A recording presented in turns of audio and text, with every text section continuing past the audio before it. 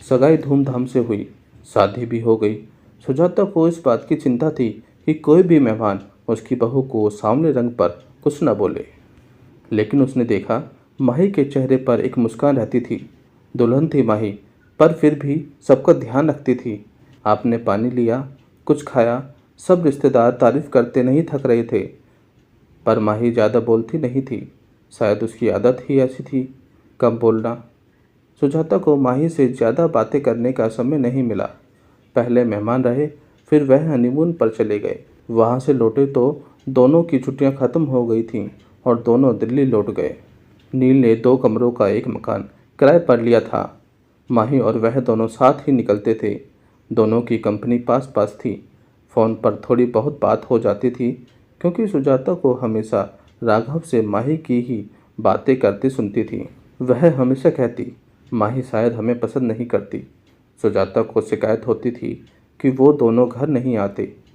इस पर उसके पति राघव उसे समझा देते थे कि उनको छुट्टी नहीं मिल रही होगी।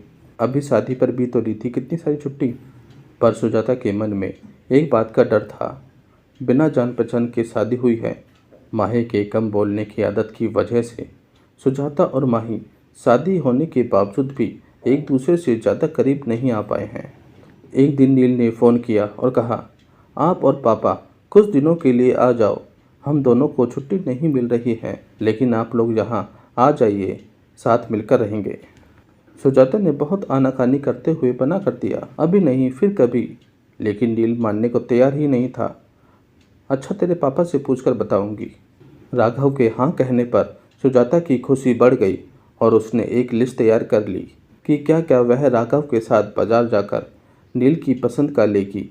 माही की भी खाने पीने की पसंद उसे पता चल चुकी थी, इसलिए उसने लड्डू, पंजीरी और घर का भी काफ़ी सामान बना लिया था। और बाजार से भी उसने उनके लिए शर्ट सूट खरीद लिए थे। आखिर पहली बार बेटे और बहू के पास रहने जा रही थी।